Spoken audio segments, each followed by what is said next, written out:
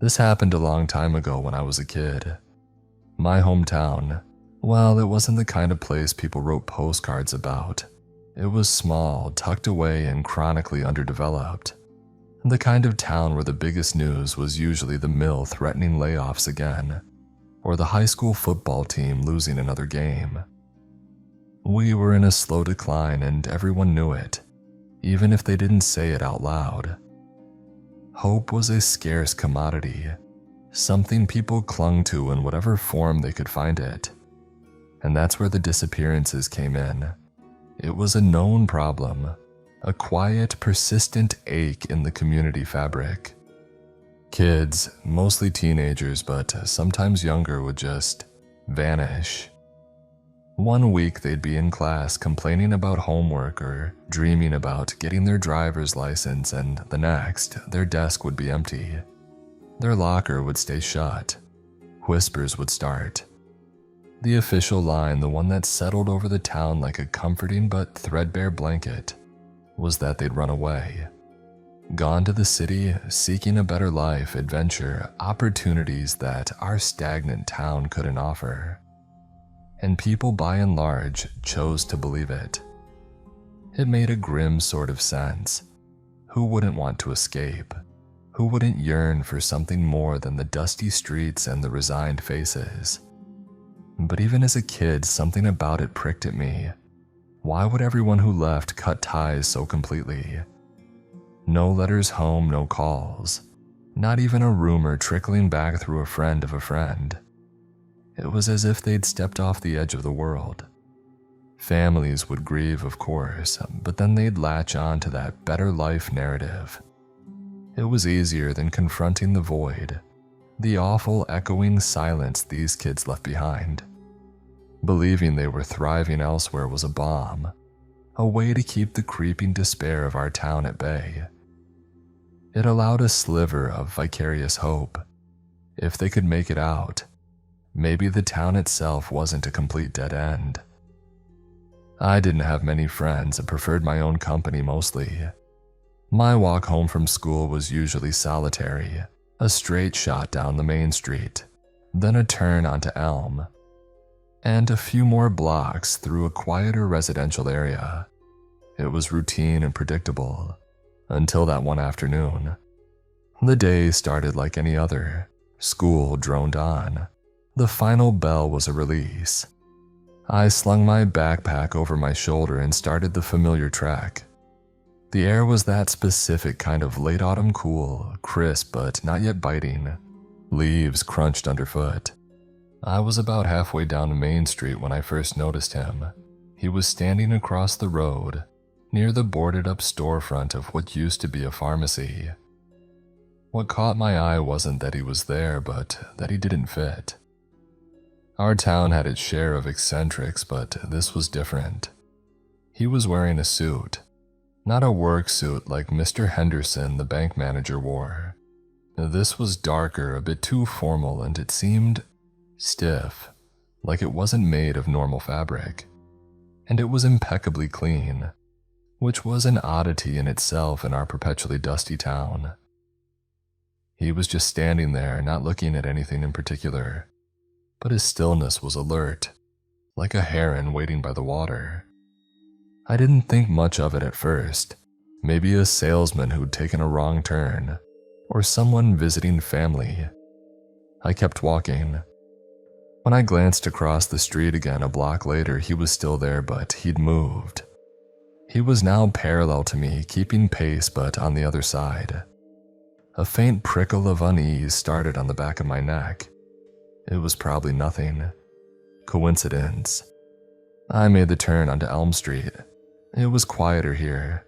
Fewer cars, fewer people out and about. I chanced to look back. He'd made the turn too. He was still across the street, but definitely following. The distance between us was the same, but the casualness was gone from his posture. He was walking with a distinct purpose now, his gaze fixed in my general direction. My heart started to beat a little faster. This wasn't right. Salesmen didn't follow kids home like this. I told myself to be calm. Maybe he was just going the same way. But Elm Street didn't lead to any businesses, just more houses and eventually the old scrapyard at the edge of town. I picked up my pace, not quite running but a fast, determined walk. I risked another glance. He matched my speed effortlessly. The suit didn't ripple or bunch. It moved with him as if it were part of him. His face was indistinct from this distance, shadowed, but I could feel his attention on me like a physical weight. Panic began to bubble up, cold and sharp. This wasn't a coincidence. I needed to lose him. My mind raced. I knew these streets like the back of my hand. He didn't. Instead of continuing straight towards my house, I made a sharp, unplanned right onto a narrow alleyway that cut between two houses. It was a shortcut I sometimes used, overgrown with weeds and usually littered with overflowing trash cans. It smelled damp and forgotten. I broke into a jog, backpack thumping against my spine. When I emerged onto the next street, breathless, I looked back. For a glorious few seconds, the alley was empty. Relief washed over me, so potent it almost buckled my knees. I'd lost him. Then he stepped out of the alley. He didn't look rushed or out of breath. He just appeared, smooth and silent, and turned his head, his gaze locking onto me instantly. The distance was shorter now, maybe half a block. I could see his face a little better.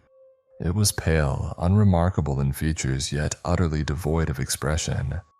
No anger, no curiosity, just a blank, waiting stillness. The suit was still pristine. Terror, raw and undiluted, seized me. This was not normal, this was wrong. My only thought was to run. I bolted. My house was still several blocks away, but in the opposite direction now thanks to my detour. Ahead of me, at the end of this less traveled road, lay the town's unofficial dump, the scrapyard. It was a sprawling mess of rusted cars, discarded appliances, mountains of junk, and treacherous piles of debris. Kids sometimes dared each other to go in, but it was generally avoided. It was vast, chaotic, and dangerous. It was also my best bet. I ran harder than I thought I could, legs pumping, lungs burning. The scrapyard fence, a rickety chain-link affair with several convenient holes, loomed closer. I didn't dare look back. I could hear his footsteps, though, a steady, rhythmic beat on the pavement behind me, never getting closer, never falling further behind. It was an unnervingly consistent sound. I dove through a gap in the fence, scraping my knee, the pain a distant throb compared to the fear coursing through me. The scrapyard enveloped me. The smell was overwhelming. Rust, oil, decaying upholstery, damp earth, and something else. Something faintly sweet and rotten. Towers of junk rose on either side, creating narrow, winding pathways. I scrambled deeper into the maze, hoping the sheer complexity of the place would be my salvation. I ducked behind a teetering stack of bald tires, heart hammering against my ribs like a trapped bird. I strained my ears, listening for his pursuit over the sound of my own ragged breathing. Silence, or what passed for silence in a place like this. The groan of stressed metal, the rustle of unseen things in the weeds, the distant hum of the highway. Maybe, just maybe, I'd actually lost him this time. The thought was a fragile flicker of hope. He wouldn't know these paths, he'd give up. I waited, crouched and trembling for what felt like an eternity, but was probably only a minute or two. The adrenaline was starting to ebb, leaving me shaky and cold. I had to get out of here, but not back the way I came. There was another, more dilapidated, section of fence on the far side of the yard, closer to the woods. If I could reach that, I could cut through the trees and circle back to my neighborhood. Slowly, cautiously, I peeked around the tires. The narrow passage was empty. I took a deep breath and started to move again, trying to be as quiet as possible, weaving through the metallic skeletons of forgotten vehicles and mountains of discarded household goods.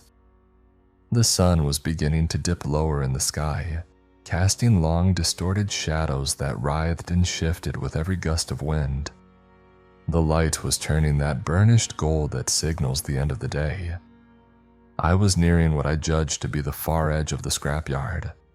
I could see the ragged line of trees through a gap in a pile of twisted metal. Freedom felt tantalizingly close. I navigated around a rusted-out hulk of an old pickup truck, its windows long gone, and then I froze.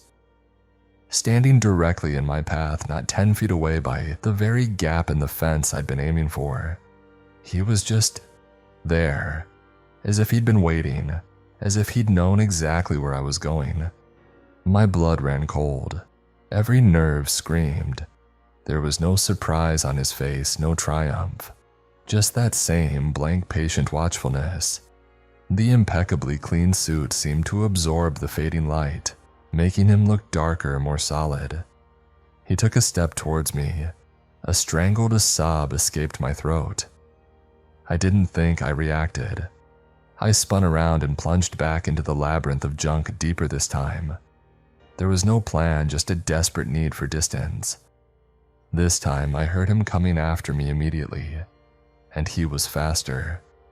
Much faster.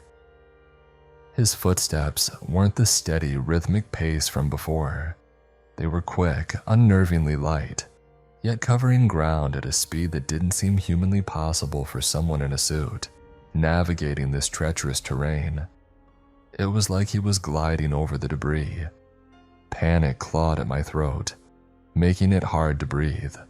I scrambled, tripped, caught myself, pushed onward. My lungs ached, my scraped knee throbbed. Tears streamed down my face, blurring my vision. I could hear him getting closer. I spotted a small, dark opening beneath a pile of flattened car bodies, the kind that had been crushed into grotesque rectangles. It looked like a shallow cave of rusted metal. Without a second thought, I threw myself to the ground and wormed my way into the tight space. It was cramped, filthy, and smelled of stale oil and damp earth. Jagged edges of metal pressed into me from all sides. I squeezed myself as far back as I could, until my shoulders hit the unyielding cold ground at the very back. I was completely hidden, enveloped in oppressive darkness, save for a sliver of grayish light filtering through a small gap near the front of my metallic tomb. I held my breath, listening. Silence, then footsteps, slow now, measured, moving around the pile of cars I was under. I could hear the crunch of debris beneath his shoes, the occasional soft metallic scrape. He was searching. Through the tiny gap, I saw a sliver of his dark trousers pass by. Then again, he was circling. My heart felt like it was going to explode. I pressed my face into the dirt, trying to muffle the sound of my own terrified gasps. Every instinct screamed at me to stay still, to become part of the earth and rust around me. The sun was definitely going down now. The already dim light filtering into my hiding spot was fading rapidly. The shadows outside were lengthening, merging, swallowing details. Then he spoke. His voice was calm, almost gentle, but it carried an unnatural resonance that vibrated through the metal around me. "Come on out, kid." A pause. "There's no need to hide, we can just talk." Talk. The absurdity of it was a fresh stab of fear. What could we possibly talk about? I stayed silent, frozen. "I know you're in here somewhere." His voice continued, still calm but with an edge now like a carefully sharpened blade. "This yard isn't that big, I'll find you." He moved again, his footsteps methodically covering the area around my hiding spot. I could hear him shifting debris, the screech of metal on metal. Each sound sent a jolt of terror through me. The light through my gap was almost gone. It was becoming truly dark under the cars. And then the voice changed. "Sweetheart, are you in there? It's Mommy." My blood turned to ice. It was my mother's voice, not just similar, it was her. The exact tone, the cadence, the little lilt she had when she was worried. The sound of it, so familiar, so comforting in any other context, was now the most terrifying thing I had ever heard. "Baby, please come out. I was so worried when you didn't come home. What are you doing in this awful place? Come out, it's getting dark, let's go home." A part of my brain, the logical part, knew it wasn't her. Couldn't be. But the raw, primal fear coupled with that perfect imitation, a tiny, treacherous part of me wanted to believe it. Wanted to crawl out and find her there to have this nightmare end. "Please, honey," the voice pleaded, laced with a perfect imitation of maternal distress. "You're scaring me, just come out. Everything will be okay." Tears were flowing freely now, silent tears of utter terror and confusion. I bit down hard on my lip to stop myself from making a sound, tasting the coppery tang of blood. He was trying to lure me out. He knew my mother's voice. How? How could he know that? The last vestiges of daylight vanished. The scrapyard was now plunged into near total darkness, relieved only by the faintest ambient glow from the distant town lights, which barely penetrated this deep into the junk. Under the cars, it was absolute black. I was blind, relying only on sound. I thought I was doomed. He would find me. He was patient, methodical. It was only a matter of time. The voice, her voice had stopped. There was only silence for a moment. A heavy, pregnant silence. Then a new sound. A low groan, guttural and pained. It wasn't human. It was followed by a rasping, wet growl, like an animal in distress. It seemed to come from right outside my hiding spot. My fear ratcheted up to a level I didn't know was possible. What was happening? The growls intensified, mixed with harsh, choking sounds. It sounded like he was in agony, like the darkness itself was hurting him. And then his own voice again, but ragged now, strained, filled with a furious, desperate anger that was far more terrifying than his earlier calm. Damn it all. The light, gone too soon. Another pained snarl. Chillingly clear, his words cut through the night, seeming to echo in the sudden stillness. "I will find you eventually, kid. Just in another day, perhaps." There was a strange rustling sound then, like dry leaves skittering across concrete, or sand pouring from a height. It lasted only a few seconds. And then, nothing. Absolute silence. No footsteps, no breathing, no pained growls. He was gone. I stayed huddled in that metallic coffin for what felt like hours, too terrified to move, too shocked to process. Eventually, the cramping in my limbs and the desperate need to escape the crushing darkness forced me to act. Trembling uncontrollably, I slowly, agonizingly pushed myself out from under the cars. The scrapyard was utterly dark, save for the sliver of moon that had risen. I stood there shaking, expecting him to reappear at any moment. But there was nothing. No sign of him. Where he had been standing, or where I thought he had been from the sounds, there was just dust. A faint, fine layer of something dark on the ground, already being disturbed by the night breeze. It looked like a patch of exceptionally dry soil, out of place amongst the damp earth and rusted metal. I didn't wait to examine it. I ran. I ran out of that scrapyard the way I'd come, not caring about the noise I made, fueled by a primal terror that lent my legs impossible strength. I ran through the dark streets, not stopping until I slammed through my front door, gasping for breath, collapsing in a heap in the hallway. My parents were frantic. I was covered in dirt, grease, my knee was bleeding, my clothes were torn, and I was hysterical. I tried to tell them. I babbled about a man, a suit, the scrapyard, his voice, my mother's voice. but it came out as a jumbled, incoherent mess. They thought I'd had a bad scare, maybe got chased by a dog or had a run-in with some older bullies. They cleaned me up, bandaged my knee, and put me to bed. I never told them the full truth. How could I? How could I explain that the man who chased me, the man who sounded like my mother, had turned to dust when the sun went down? They would have thought I was crazy. Maybe I was. But I knew what I saw and I knew what I heard. That thing in the suit wasn't just a serial killer or a kidnapper. It was something else. Something that couldn't stand the night.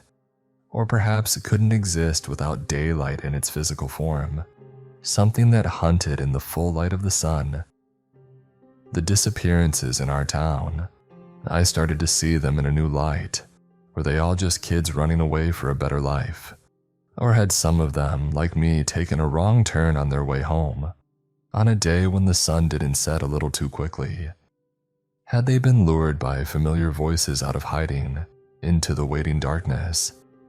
The thought made me sick.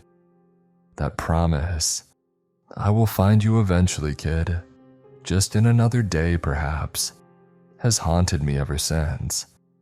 I moved away from that town as soon as I could. I try to live a normal life, but I'm always aware of the sun. I don't like being out alone when it's full day. And sometimes on quiet evenings when the shadows grow long, I think I hear a faint rustling like dry leaves or sand. I don't know why it seemed to turn to dust. I don't know what it was, but I know it was real. And I know it wanted me. The gaps in our town weren't just kids leaving for the city. Some of those gaps were torn open by things that thrive under the daylight.